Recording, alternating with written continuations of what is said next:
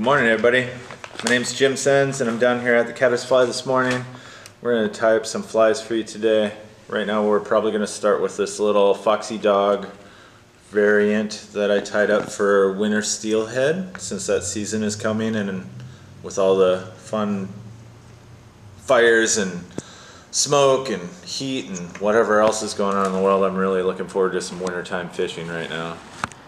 We're starting with a 35mm Waddington shank, the Partridge of Redditch Waddington shank, instead of the Umpqua ones, which I think the way it goes is the Waddington ones call this 35mm from here to here, the like tying surface, whereas the Umpqua ones, they measure the overall length, so it makes it a smaller shank. So those would be good for like a summer fly on the Foxee Dog. This is going to be like a beefed up on steroids winter fly. So it's going to be very big. No weight on the fly, but the shank is fairly heavy, so that helps get it down. And then I already pre-rigged a size 2 aqua flies hook on some Senio triangular wire. And I like to do 4 wraps and then I pop it over. I have this little spot right here on my vise that I like to tie this fly to. That's about how far I know that I like it to hang off.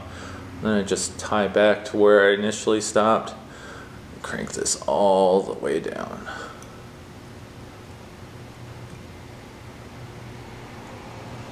There's these little transitions right here. You have to be careful running over those because they're always sharp. And they'll cut your thread, which isn't a huge deal. It's just more of a minor annoyance. If you ever do break your thread, don't panic. Just take your time. Things won't fall apart as long as you don't touch it. Okay, so I got that, and then I take a little bit of super glue. I just do a little bead. One thing of note that I feel like when I was learning to tie trailer wires is the length of the wire you need to do all of that. And on this shank, I've discovered that a 4-inch piece of wire is very handy, and it gets it pretty much right. I don't worry about going up through the eye and then back down. I feel like all the thread wraps and the way I tie it and the little bit of super glue there, everything's gonna hold. I've never had one of these pull out, but if you want to tie it all the way up and around, you'll need a little bit longer wire. Okay, so now we're back down to where we initially stopped. And we're going to take some small French tinsel from Lagerton.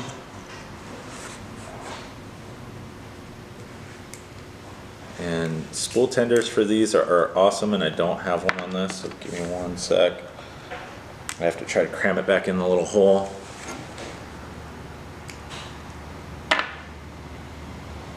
And I like to tie this on the bottom, so bear with me as I make it so you can't see what I'm doing. Okay, and I do 5 wraps of this. Make them nice and touching as best as you can, as I just bumped it and loosened them all. 3, 4, 5. Tie that off. Trim the excess. And then we're going to do a blue tag on this today. This is Vivus H09 in size medium. It's just a really bright blue, so it'll stand out nicely.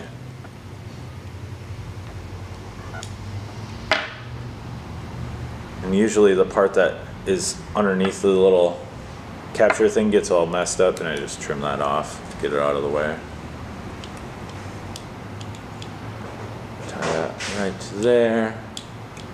And as you can see, there's like this little gap right here. I'll do the tag all the way to that, and then that's where I'll put in my tail.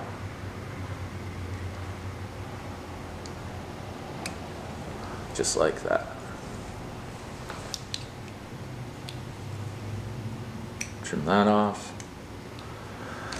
Next thing is hollow flash, fusion flash, and I just use a tiny bit, because you're going to double it over, so I try to like thin it out these fibers are very durable and super thin with like a little bit of like a thicker pearlescent flash in it.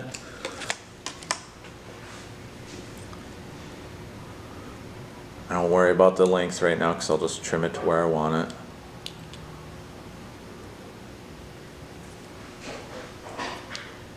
Three wraps, fold over, 1, 2, 3. Give it some good ones. And then I like it to come right to the eye of the hook right there. So I'll start a little further back and just do some light trims, work my way up like that. So now we've got the tail done, we've got the tag done. Oh, remember that edge that I told you about that you break your thread on? Totally just did it. Start up here, wrap down. Crisis averted. Unless I do it again, which is a very good possibility. All right, next we're gonna tie in some French twist in medium. You can use normal wire for this. If you do, I would highly suggest using the medium. Then you won't have to use a little bit of super glue like I do here at the end of this. We'll get to that point.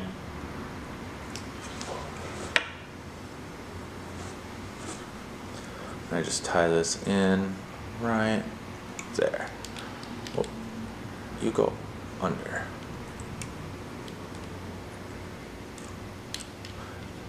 Okay, so we got that tied in, set it out of the way. Next thing we're doing is Legerton flat braid and pearl. I think this piece will be long enough. If it's not, we'll back up and do it again. Tie that in right here. Go forward, get your thread all the way up to about just behind where you tied in the wire if you're doing my 4-inch wire trick. Obviously, if you're doing a different shank size or anything like that, everything will kind of vary. But you want to give yourself a little bit of room because we're going to do some dubbing right there. Just rock this up. Actually, we're going to stop it right there. Wrap over just a little bit to help make sure that it doesn't go anywhere. Next thing we're going to do is a little dubbing loop with some of this dubbing. You can use any dubbing you want here. It can be ice dub, it can be, I like this longer fiber dubbing. You can use fusion dub if you want. This is just a fun color that I had laying around. And you can see how well you can see through that. Like, it's just a light bit of dubbing. I'm going to lay it on the table here so I can get my dubbing loop ready.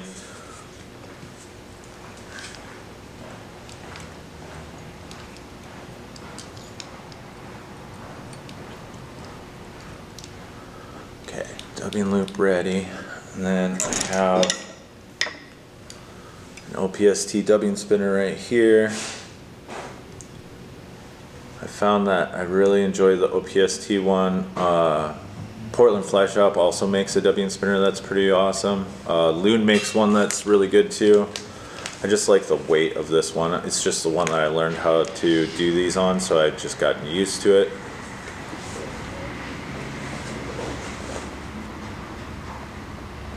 I grabbed a little bit extra dubbing, probably a little too much. We'll see. That should be good. Spin. And then I pick it out so it's not so bulky on the thread. Get everything, or a lot of it, standing out.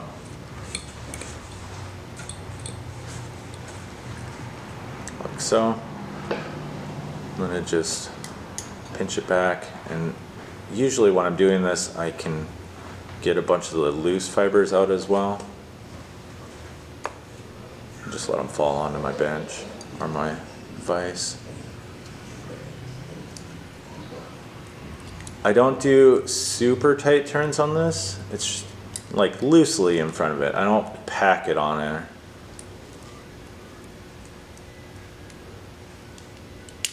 It's not necessarily meant to be a prop, and you'll see why here in a little bit. It's just added sparkles and fun. Take a trusty toothbrush.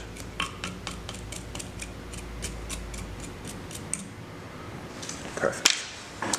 Next, we're doing a pink Rooster saddle hackle. You can use one off of a cape, you can use or off a saddle, you can use Chinese strung saddle, whatever you want to do. You can do this in a million different colors if you want. I do 2 wraps right in front of that, and then I don't worry about pinning down the dubbing fibers, I just go, because I'll pick that out in a bit. I like to do 1 full wrap. Well, we'll stop right there. That looks good. Take your twisted tinsel, grab it. I try not to spend too much time worrying about what I trap down here either. I might grab it and do that a little bit, but I'll take my pokey thing and pick it all out here in a sec, or pick some of it out.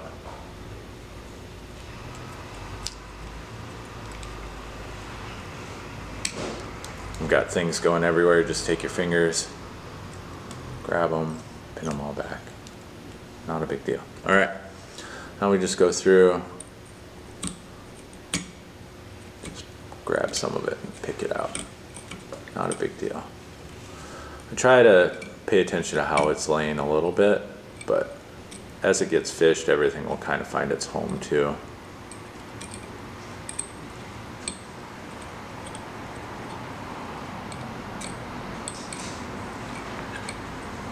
Like so. And I just take my hands and kind of use pressure and just kind of slowly go down. And it looks like that. Now we have this little guy right here. So I just take my scissors, trim it out, and then I take a dot of super glue and pop it right there, right where I cut that off. Get the tail up so I don't glue it down. While I'm doing the rest of this, that'll dry. You can use UV glue there too if you want, but I just use super glue because it's handy. Next, we're going to use some Arctic fox tail in white, and we just want a little bit. It's really easy to overdo this fly with the wing. You just want what's comfortable for you. Usually what I do is I grab some and then I kind of roll it in my fingers and see how it's laying. Whatever's straggly, like some of this all gets like picked out, whatever's not cooperating with the rest of the gang. So it thins it out a little bit more. I find that like there's usually a little bit of a natural curve that you can find with it. You want that to be about the length of the tail. I'll set it my side of the shank a little bit because when I tie it in, that material wants to roll a little bit towards your side. I just take my scissors, sneak in there, trim that off. Get the little bit that you missed. Do a couple more wraps. Try not to build up too much bulk. Next, we're going to do some ice wing fiber and UV pearl. About that much. And I just take it in my fingers and I roll it back and forth. And it kind of like makes it all behave enough for me to tie it in. And then it just goes insane again once it's there. Take my toothbrush, I kind of get the extra ones out. I just take my scissors and I lay them at an angle and just do that. I don't worry about it too much, they'll do their own thing. And then next, this is Bluert Pheasant. This is a really hard feather to get, but you can use like pheasant rump, any long webby fiber. If you're in Canada, you can use heron. It's not something that we can get in the United States. I take my scissors and I fold the far side down. I'm left-handed, so I always say your side, my side, instead of, yeah, and of course I pulled it out. Okay, so when you pull it out, back your thread off just a little bit to get back where you were, and I just take a couple more so I get a good tag again. And I lay it in there and try again and hope for the best. We're going to tie this one in extra good, obviously. Pull them back. Try not to trim it so short this time like I did the first one. Alright, and I should get about 3 turns with this.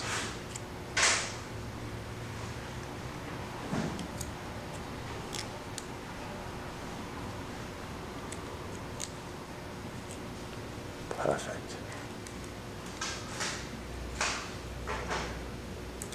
Three wraps, fold it back, get 3 wraps on it, and then it shouldn't ever come out. It'll break before it comes out. And then I take my toothbrush and kind of brush everything out, get all the fibers flowing individually. Some of them are going to want to pop up, that's fine.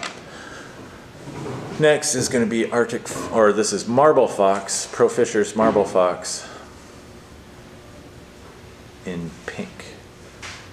Again, this one I want just a smidge more than what I did the white, but not a lot more.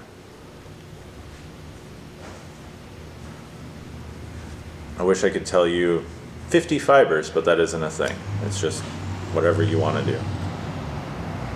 And same thing with this, you kind of just play with it, get out whatever ones don't want to cooperate with you. I like this to be a little longer than the white. How much longer is up to you. I just like it a little longer. 4 wraps. This I'll put 2 underneath it. Get in there with your scissors, trim it off.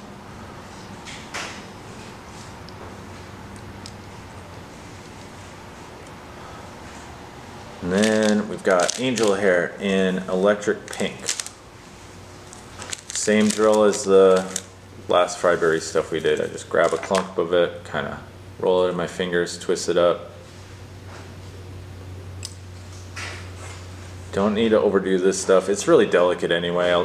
It'll do its own thing, but you don't need a lot of it. Take a brush, get out the excess, and just side trim. That part's done. Alright, this is probably the most difficult part of the whole fly. We're going to take some Peacock Curl, and I like them up by the eye because these are a little thinner. They seem to cooperate with me a little bit better on the tie-in. We're going to do 3 of them. You can do 10 of them if you want for a topper on this. You can do 6, you can do 4, you can do whatever you want. I'm doing 3. I'm taking my thumb and index finger and just gently trying to create a little bit of a curve in it. I learned this trick from Jay at the Portland Fly Shop when he did this fly on a tube. And then you just lay it on there, try to do a loose wrap, and sometimes, yep, just like that, it wants to like turn, so you have to like compensate for that turn if you can. Nope. If you're struggling with this, watching this video, and you don't want to do this part, you don't have to. I thought I would do it because it makes it look pretty. In all honesty, they'll probably just break off on the first fish that you get.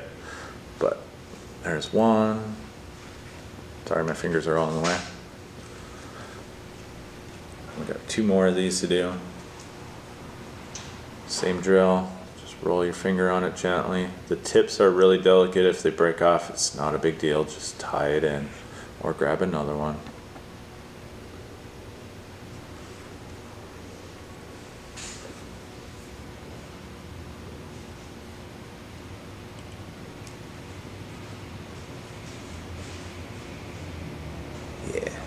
One more.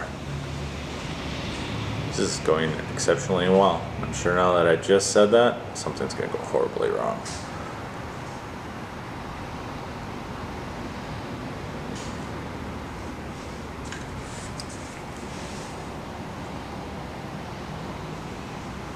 Perfect. Alright, trim off the last butt. Now I just do a couple wraps, kind of smooth things out, lock things in where they are. Alright, next thing after your Peacock Curls is silver pheasant in just natural. On the production one, this is tied in behind the hair wing. I like it in front of it because it just tends to clean up everything and make it look nice. And my buddy Jordan was the one that brought that up when we were talking about this fly. He was the one that I suggested even tying this fly to begin with. So, thanks Jordan. I like it better this way too. Alright, and then hackle pliers to grab the little tip part, or the stem.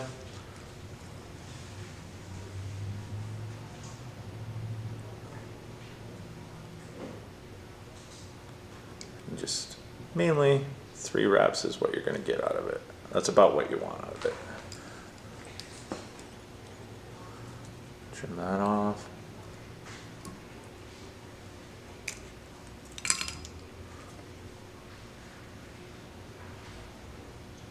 Get off there. There we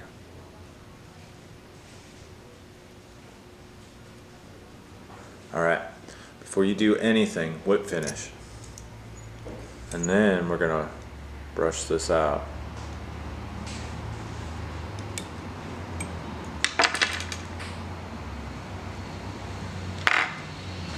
Toothbrush, just gently, not necessarily gently, but you want to break all those fibers apart so they can all lay in their own little home.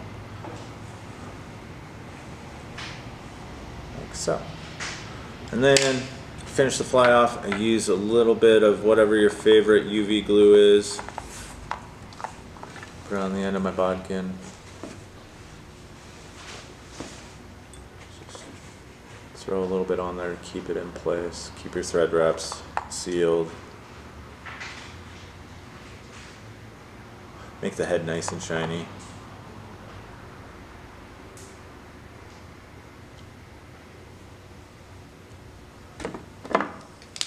Hit it with the torch. I'm going to put my hand over it just to not blind you, because I hate when I'm watching YouTube videos and they blind me.